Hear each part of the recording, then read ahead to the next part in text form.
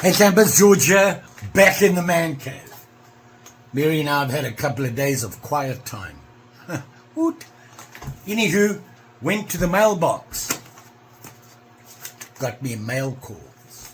One I'd forgot about, and the other, well, I knew about. Let's check him out.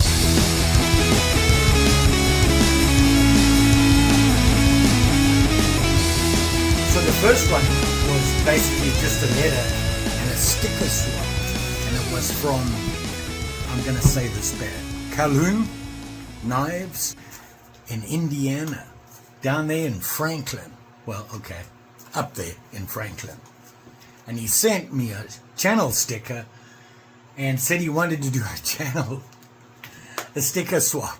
Forgot all about it. It came in and I put it with my mail.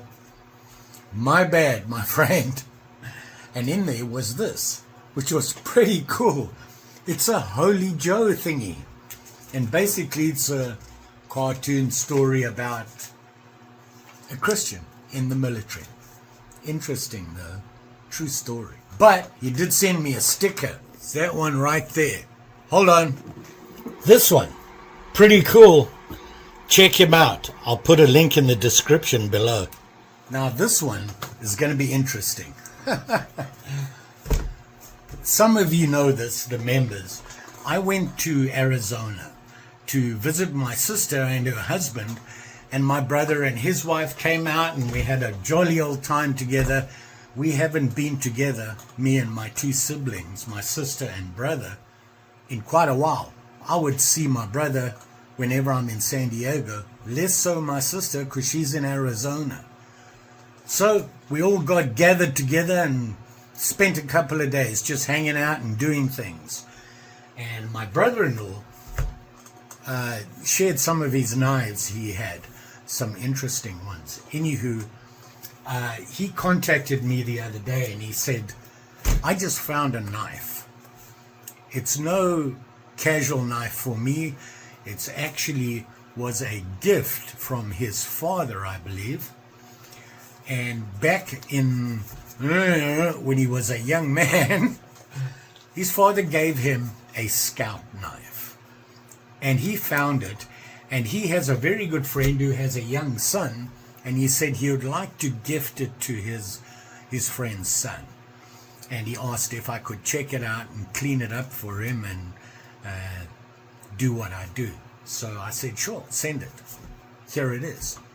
Let's have a look at it. Brace yourself, it's not what you think. Gotta give me a knife to open it. BPS knives. Peasant knife. Look at this thing. It's a thing of beauty, man. And sharp. So, let's open this thing and see what's inside. For those of you that don't know, Sandy is a Vietnam veteran. Won the Silver Star. He was in the Marine Corps. And we have a bag. Oh, no. I forgot about that. For a lot of you, you're going to go, that's a scout knife? Well, I got to tell you, back in the day, that's what they got then. Because you know what? It had everything they need. Check this out. Look at that. Look at this thing. It's even got a sheath. Look at it. Is that not the coolest thing you've seen? It's actually what you and me would typically call a hobo knife. And here it is here. You've all seen these guys. You never considered it to be a scout knife. Now, who made this one?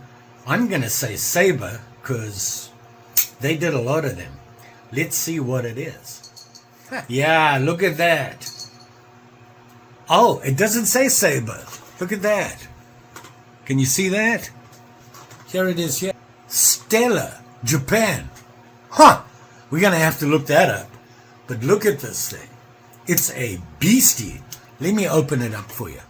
Okay, that took an hour to open. Even Mary was impressed. Wow. You ready for this? Look at that. Now, I got to tell you, as a scout, this is everything you need.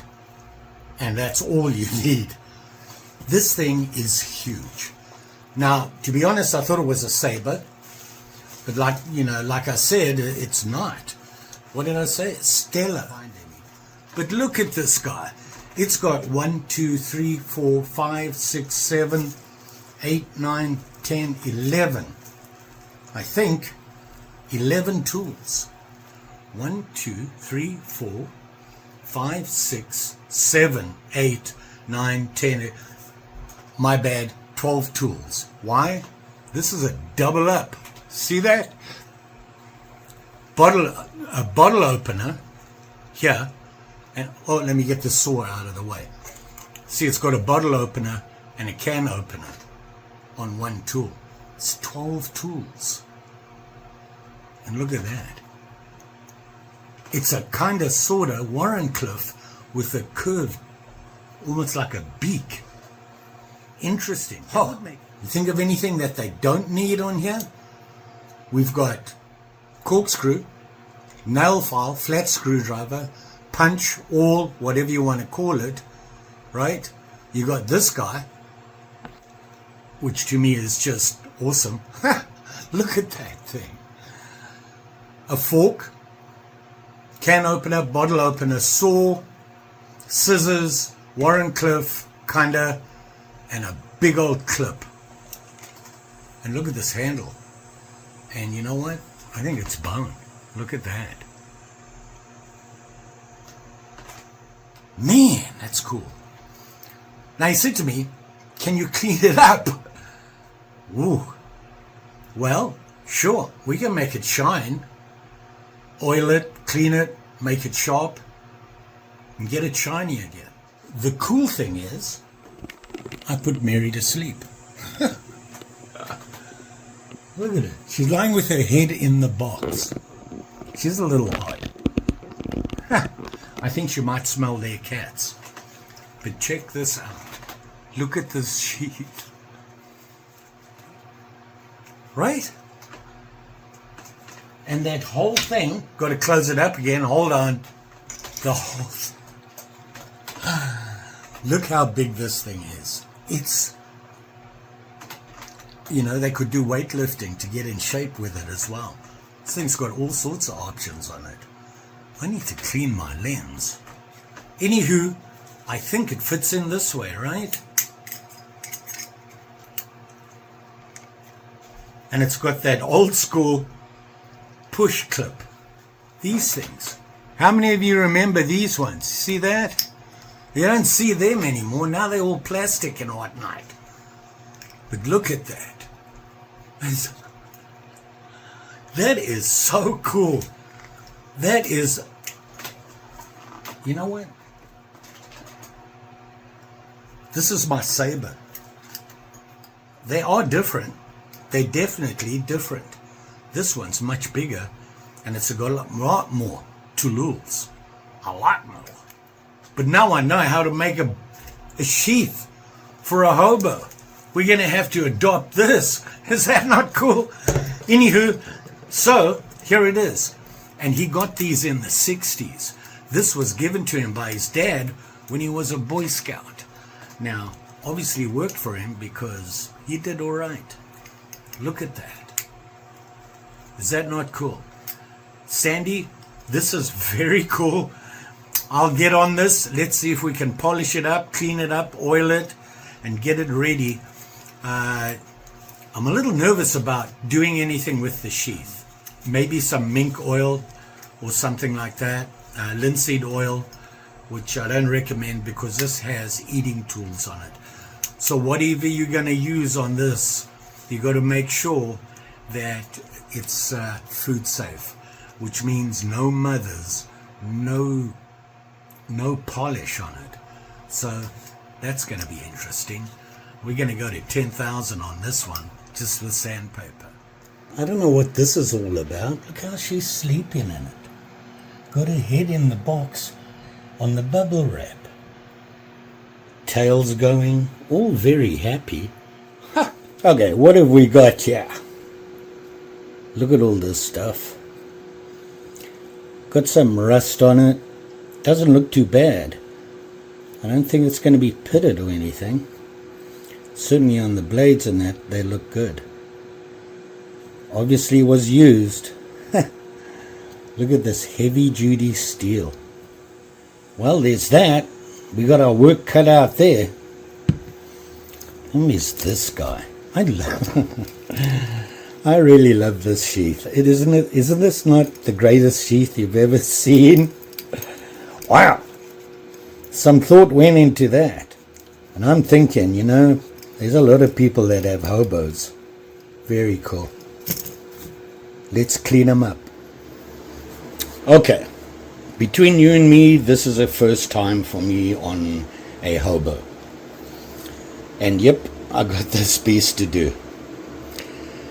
How am I going to tackle this? First thing I want to know is, I'm assuming the eating utensils like the spoon, the fork, are going to be stainless steel. Quick test. Interesting. That surprises me. That means we're dealing with carbon. The biggest issue I see is how many tools are on here and how they're on here. There is no way I'm going to even try and take this apart. I struggle with a 2-blade knife, so there's that. But I think we can clean it up and make it look presentable, sharpen what needs to be sharpened, and make it all shiny. At least, so that the young gentleman who is going to get this as a gift will have a nice shiny knife to start with. So we're going to have to go through each tool. There's not any real heavy rust on it. A lot of patina, which is expected, and I'm really not seeing any pitting. If there is, it's very little, which is good news because we know we have a better chance of getting a good shine out of it. Probably going to start at about 600 on each tool to get rid of little things like the small scratches and things like that from use. Reduce those, then go to maybe 1,000 or 2,000 and then up to 7,000. Am I going to use mothers? No. Eating utensils, can't do that. So we're really going to have to give it a good going over with the 7,000 to give it a nice shine. So as you can see, this is the plan. I've got 300 to 400 here grit. Then I have 800 to 1,000 grit, 2,000, 7,000. And we'll see where we are. Now, when you sandpaper, the biggest tip I can give you is don't press hard. The harder you press, the deeper the scratches are, especially with lower grade, lower grit paper. And that just means if you press too hard here, you're going to work harder here, work harder there, and work harder there to get rid of the scratches from there. Be gentle. Take your time. It might take longer, but the results will be better. The longer you shine with this stuff, the better the results. So you're going to spend more and more time as you go to a higher grit. Having said that, we have a total of 12 tools and the rest of the knife. We're going to be here for a day or 3. So what I'm going to do is go through each tool until I'm happy with them. Let's go. The other problem is space to work. And I don't mean my workspace, I mean the tools here and everything here. Not a lot of room. I'm going to start off with the main blade, which is big old clip. It's a beauty. So as you can see, there's patina and a little bit of rust buildup. So we're going to start with that one and let's see how we do. Is it sharp? Kinda, sorta. Be careful, it has an edge on it. Always check that. One thing I recommend is support for your blade when you're working on it. You don't want to be holding this up. You can see how high it is above the table. and working on it, you're putting a lot of pressure on the bolster and the blade. Get yourself some support. I just have pieces of wood that I use to support it, and take a little bit of the pressure off. Gonna have to tape these together because this thing is a good 4 miles thick. Kidding. Start with 320 foam backed. It works fine. When you have a blade like this, you can actually use the other system. Talking about this system where you have a Velcro and you can put the sandpaper on, then use it that way. It has a long, nice flat surface, kind of matches the blade, so you can get rid of unevenness. When you're using foam, this will tend to follow any unevenness, which has its advantages. I'm used to this, so I'm going to stick with it because it's just easier right now, but keep this in mind. And it does come in a box with a bunch of choices of grit. So here we go, 3 to 400. Let's see how it does here. Like I said, remember, you don't need to press hard. Remember, your blade's going to be angled to get it to the edge here, and you can get nice and flat and work up and down. Those scratches, you can see them already, just me doing it lightly like that. I've introduced scratches. You don't want to press hard because those scratches can get deep. But the more you go up and down, you're spreading the scratches, you're going to get a more even surface. Hopefully that, you know what I'm talking about. So here I go.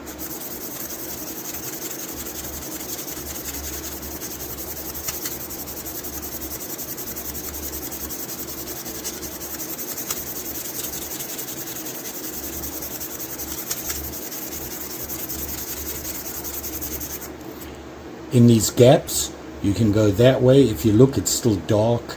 You can go like that initially and then clean it up. You want everything to be going eventually this way. So I'm just going to clean everything up, light scratching.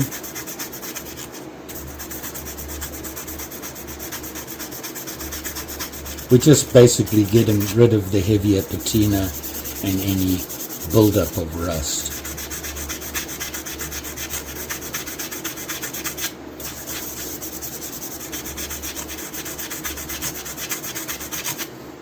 You can see what I mean. You can actually, if you look carefully, you can see the lines going that way and then that way. We're going to get rid of those ones. Let me get at it.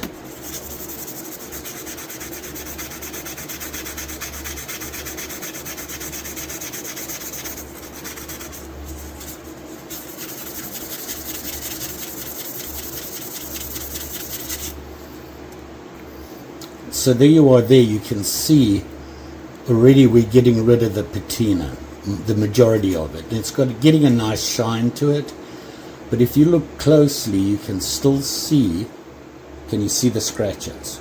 Okay, we want to reduce those, and that's why we go finer and finer.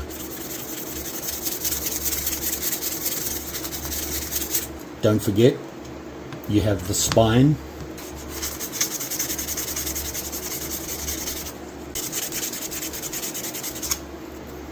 You can see, and then obviously down here, be careful of your point. I dig in, you can see where I've been digging in, so that the point is in there, and then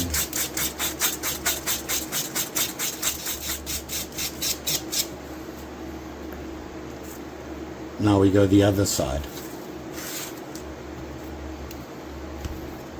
You notice I'm putting the blade angling that way. And we startle, actually we startle over again. I don't like the way that knot's sitting, so I'm going to have to do that.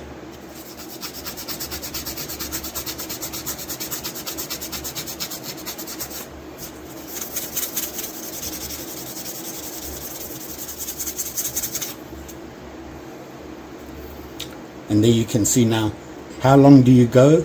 I go until I feel I have the same clean all the way along for each grit. Just want it to be even for each grit. So I think I'm good here. Now I'm going to go a higher grit. So now I'm going to 800 to 1000 grit, which is about double what I was using before. Basically what that means is the number of little scratchy parts on here has doubled in like a square inch of it. So these scratch marks, there should be more of them, but not as deep and not as obvious. All right, now we go. Up and down just as we did before. You don't have to press hard. Just keep at it. Okay, I wanted to show you this just so you can see the difference. I've been cleaning here, not here. And can you see that? See how this is darker than that? This is giving off more shine. Double the amount of scratches.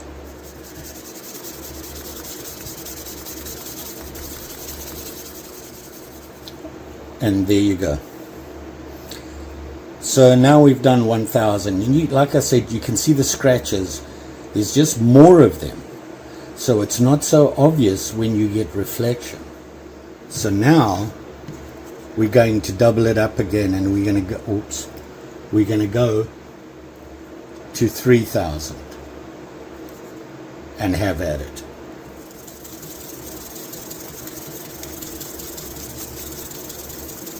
It's a lot of elbow grease. And now you can see the lines are almost, you can't see them almost. And you're getting a more even shine. Persistence. And here you are here. I want to show you something on this tool. It's pretty obvious. Look at the scratches right there by the bolster. Can't tell you how deep those were, and I don't know, it's on both sides. You see that? You don't want to get rid of that. You're going to take a lot of steel off to do that. But we started to see some results here. So, next tool. And that would be this guy. Now, something I didn't mention before is this is a half stop. I cannot go any further with it. That's where it stops, just like that. You know what this is used for? In the comments, please. Let's clean this guy up. Whew.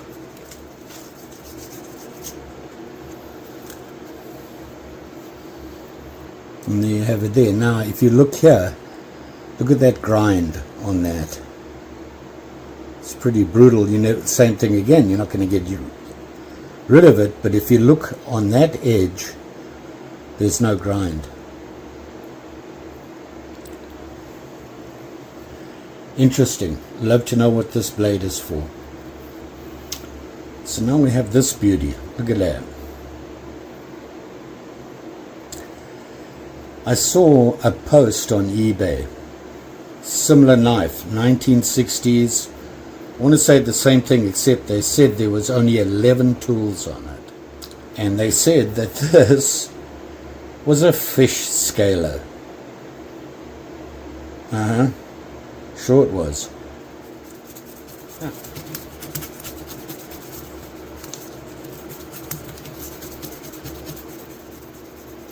And sharp. So, this is a first, for me anyway. You have to clean these guys up. And by the way, don't forget you're going to have to oil it a little bit. Although this one's pretty loose. I wonder if it cuts. Hold on. You think it will? Ooh, came off the spring there.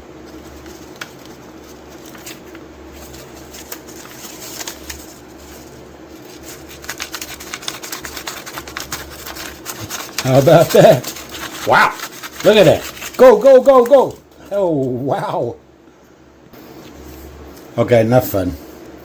Let's clean this guy up.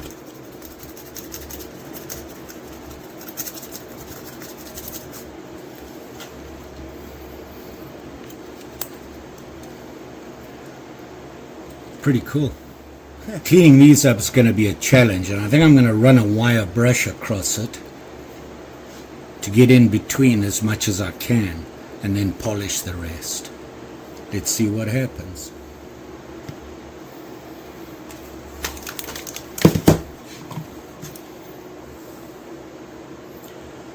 This was not easy.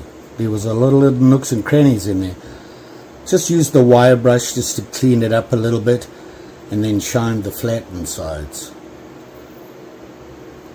You don't want to really be sanding a lot on this, because this is your nail file. You don't want to make it. Up next, this guy. Looks a little odd, doesn't it? Look how big that is. Smaller, big, smaller, smaller. Interesting. This is where foam backed comes into its own.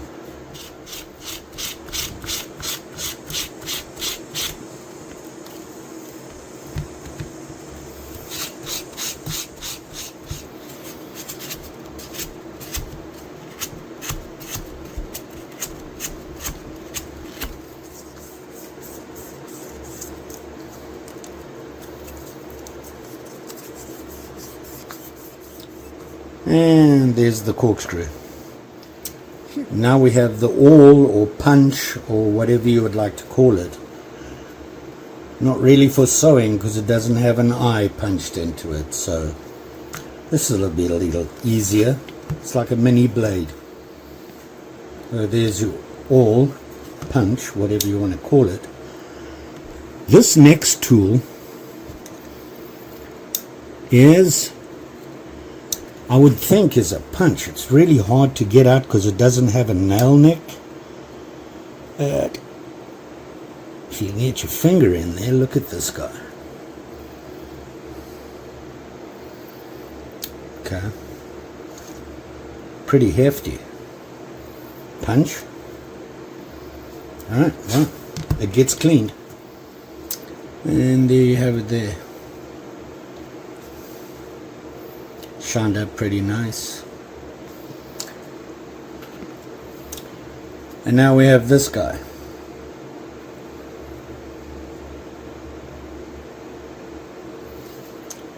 Got to clean him up.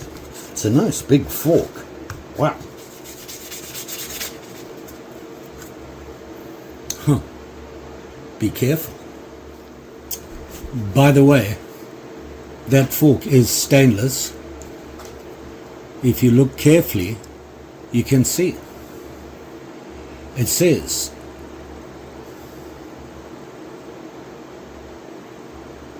stainless steel. Huh. They put an A in. Maybe that's that's got me thinking. But yeah, they had an AEL for the steel. But it's magnetic, and pretty magnetic. Now, I know stainless can be magnetic, it just depends on the quality of it. Is it a big deal? I don't think so. It's still stainless, and that's what you want for your food tools. Now I've got to get in between here.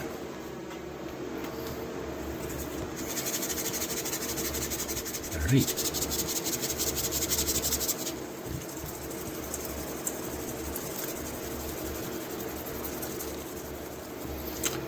And there is our fork. Now, the beastie, the spoon. It's in pretty good condition. Some scratching on the back here that we might want to just try and reduce. Other than that, let's have at it. And here you have our spoon.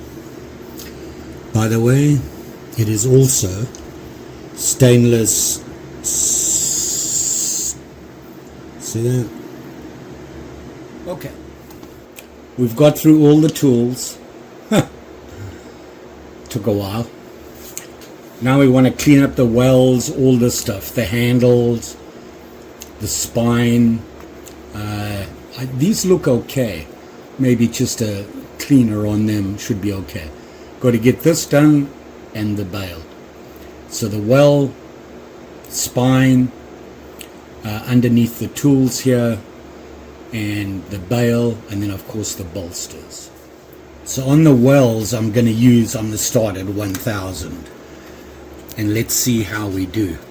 This is the nice thing about that foam backed. You can push it down, get into the bottom.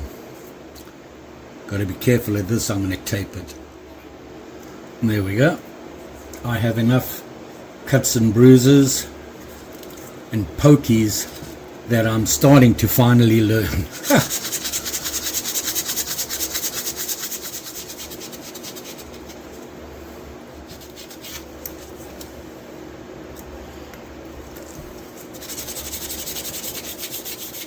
So this is the hard part about not taking the whole thing apart. Getting access to all this stuff here. Even the flies are not interested. What I do is I'll fold over to some regular sandpaper. This is wet dry. And you just got to be patient and get it in there and work it. And you can kind of sort of get there. It's not going to be perfect, but you can keep at it and get as much off as you can. Oh, watch the blade. Oh, I need tape. Work at it as much as I can. Try and get at least some shine out of it. Very fiddly. Okay, so we got the well cleaned up as much as possible. You know, these areas, they look better, but they're not perfect. But it looks a lot better than it was. So now we're going to look at the spine of everything. And of course underneath the tools. There we go. Try not to rub too much on the actual bone here.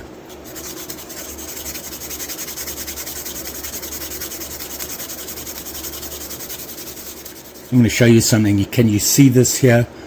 I'm not getting there because the actual springs are under pressure from the tools. So ideally I should put them back.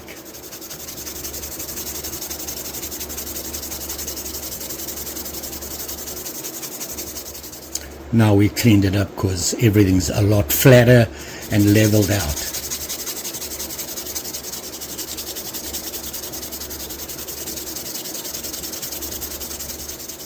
So there we are, 7,000.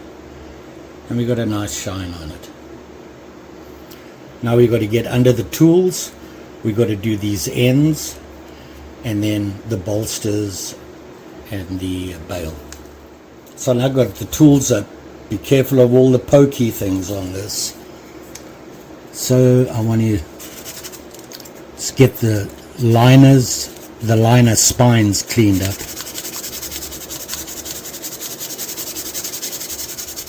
Okay, down here and then inside again.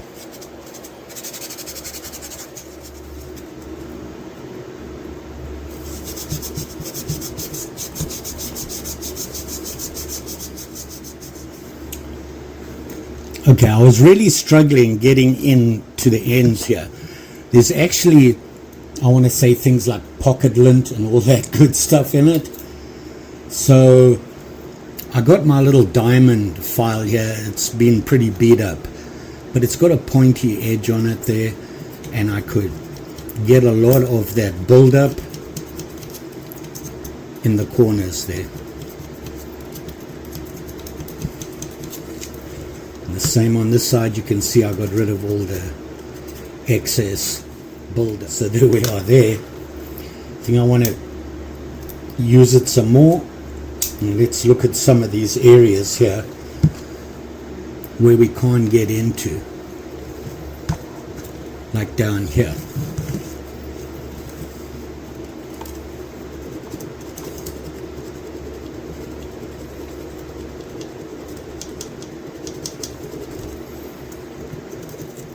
It's the little things that can make a difference.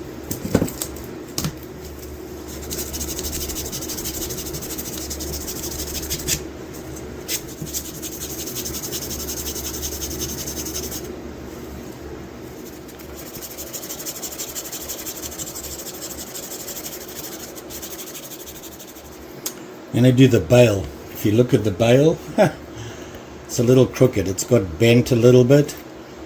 I'm not even going to try and fix that. Going to leave it that way. You start bending here, all sorts of things. It's pretty good the way it is.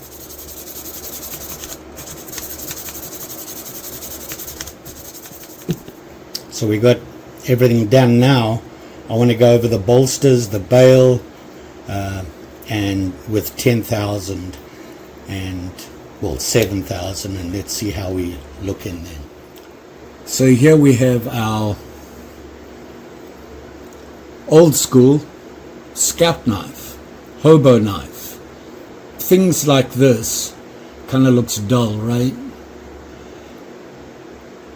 With mothers you can get rid of that, but this is a food item. You don't want mothers on this at all. In fact, you don't want any polish. So there you see it closed. It's a little shinier than it was. And of course, when you open it up, there's a lot of shiny parts. Ha! And hopefully we can sharpen the blades. And there's one other thing I want to do as well, and that is oil all the bolsters. There's a lot of moving parts on this thing, and it's carbon steel. We've been sanding and everything, so metal dust and everything, you know, is going to get in there.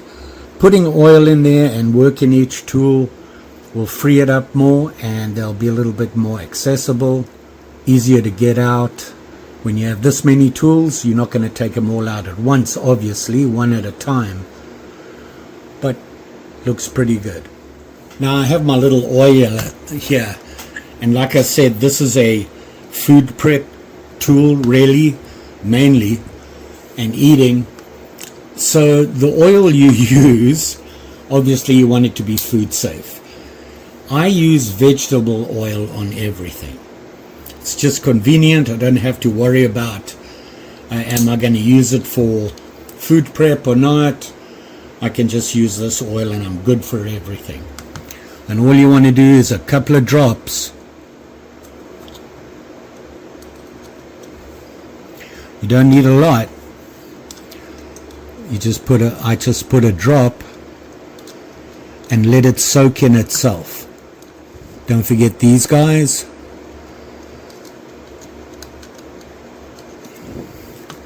Gonna let it sit for a minute, and then we'll work each tool. Oh, I can feel it already. Coolio. So we oiled it and everything, and you know, the walk and talk is already a lot better. They were really stiff to get out because obviously they've been sitting in storage or wherever Sandy had them. But the walk and talk is just so much better. A little bit of oil, and the longer you leave it there, the better off it is. You should be oiling your folders, especially when you've got a bunch of blades like this and they're going to be sitting for a long time. You want to just put a little bit of oil in there, work them a little bit, get it in there, stop any rust forming in the bolsters. And then of course, if you have a sheath for your knife, never leave it for a long period in a leather sheath. One of the reasons is this really draws moisture, so you'll get rust buildup. Now this is carbon steel, stainless, all sorts of things in here. It's really big. Look at that. It's a heavy duty knife, and you see a lot of this out of Japan. And you know, they built obviously for some serious use and to last. So this is a nice setup. For me, it's really bulky, but you know, if I was going on a long camping trip and I had to carry a bunch of stuff, this is going to cut down on a lot of things you need to carry to do your food prep. Very cool. I really like this. Now we got to sharpen the blades, which is going to be another challenge. and I'm just not sure what to do with here. On my sheaths I use neat's foot, which is a leather preservative. It's not really a preservative, it keeps it flexible, stops it from drying out. I don't want to do it just in case Sandy doesn't want to have that done. If he wants to have it done, he'll do it. I'll put a note in there for him. You know, neat's foot. This has that rough leather look, which is pretty cool. The neat's foot is going to kind of reduce that, and I don't know if they want to keep that. I'm going to give this stuff a rub. Shine them up a little bit. What do you think? Let's do that. So I gave it a quick shine, just with 2000 grit, a quick rub. Now, not surprisingly, if you look, there's actually heavy rust pitting. Not heavy, but pitting. And simply because it's on leather. And, you know, that's going to happen. But it's not going to destroy anything. It was a very quick rub. You can see they shined up nicely. Very cool. Now, I don't know what sort of maintenance you want to do on this. I suppose if it starts to get sticky, you drop a couple of drops of oil will probably free it up. But it's working just fine right now. So you can hear it clicking back in and out. Very cool. That's old school clip right there. Great. Very cool sheath. I think I might make myself one for my hobo. And of course this goes in. You have the spoon on the side there. Is that not cool? Ha! I love this thing. It's a beast. Look at it. Look at the size of this thing. This will last you a lifetime plus. Ha! Let's sharpen it. How much sandpaper did it take?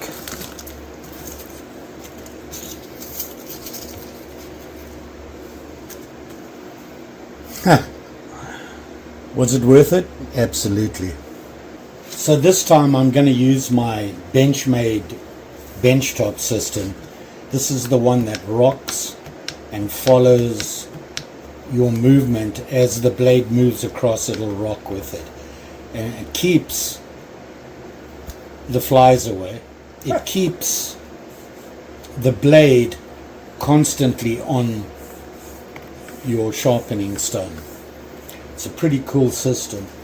I haven't used it in a while. I just use it for my fixed blades. The problem I have with this guy is it's a little big to be clamping and having all that weight on the blade when you clamp it. So I'm going to use my workshop. Yeah, it's got an edge on it. So we're just going to be touching it up. So a little bit of oil, don't need a lot.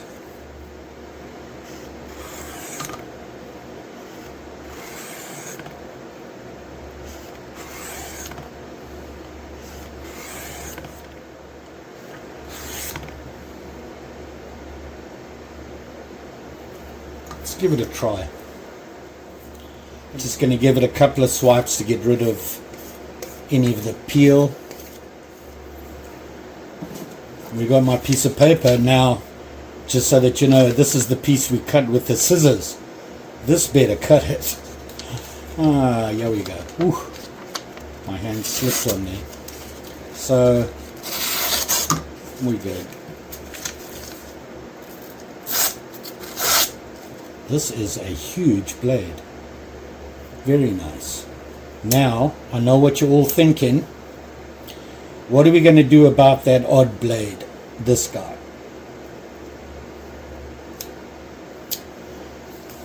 You know, I'm assuming it is a blade.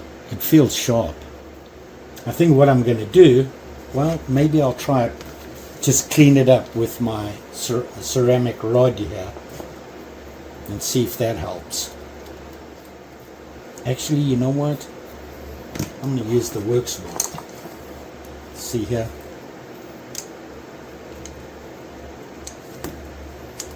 run it over here. You hear it? Now, if it was a regular blade, I could sit this in here and do it, but because it stops at 90, you know, that's a problem.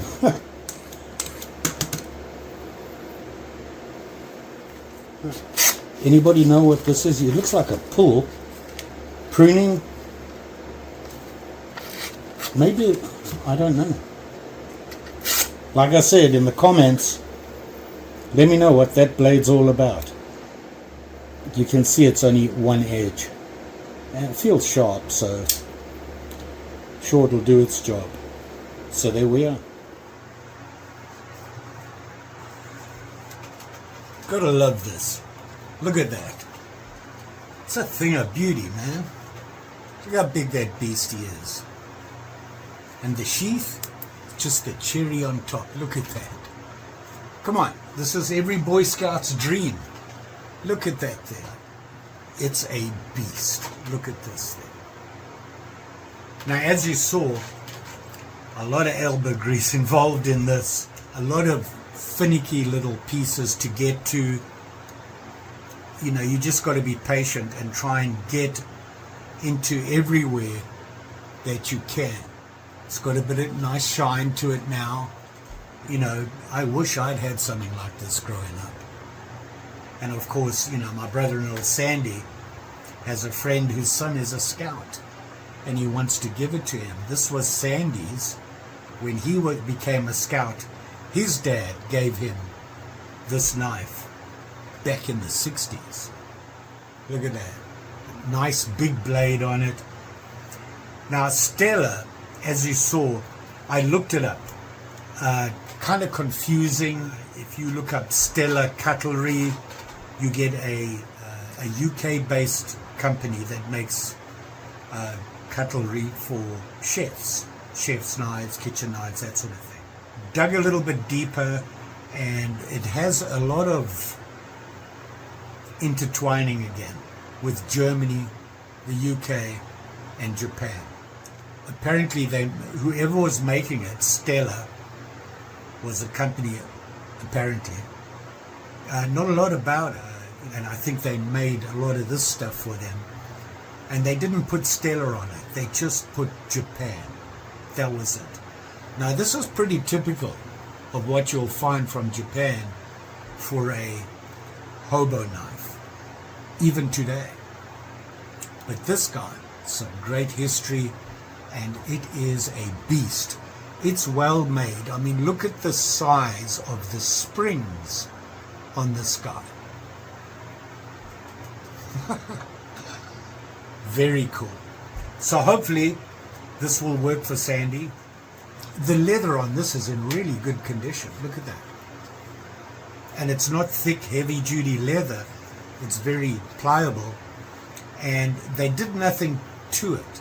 You know, it has that rough look to it, and they put all this metal on it, which is a cool touch. Kind of suits the heavy dutiness of this knife, having all the steel on here. Very cool. Just the design, awesome. Awesome. You know, it's, look at that. So there you are. Quite a challenge. Never done anything like this before. I like to do it by hand. To me, I get a lot more satisfaction when I'm done and look at it and say, well, there I was. Sandpaper for 5.5 hours. Was it worth it? Absolutely. Love these projects. So there you go. You all be safe out there. And when you're doing projects like this, you saw I had to tape up stuff. You have to be really careful, because before you know it, you're cleaning and you're bleeding. Just say it is a sharp and shiny. They're designed to cut. And don't forget, like, share, subscribe. You know the story. Membership program, I kind of want to make changes to that. going to redo the whole thing. I just went with YouTube recommendations, and talking to people, they said don't do that. So we're going to start again. So you guys that signed up for the membership, I really appreciate it. The problem is if I make changes, it's going to drop all you guys. Part of the changes is going to be the pricing. Basically what you get for the 2 tiers will stay the same. The pricing is going to change. Going to save you some money, you know, cost of living and things like that. Anywho, look out for that. I will give you guys a heads up before I do it, the members, so that you're aware of it. You'll drop out. You just have to sign back on again. Thanks for watching. Always appreciate it. We'll see you again soon.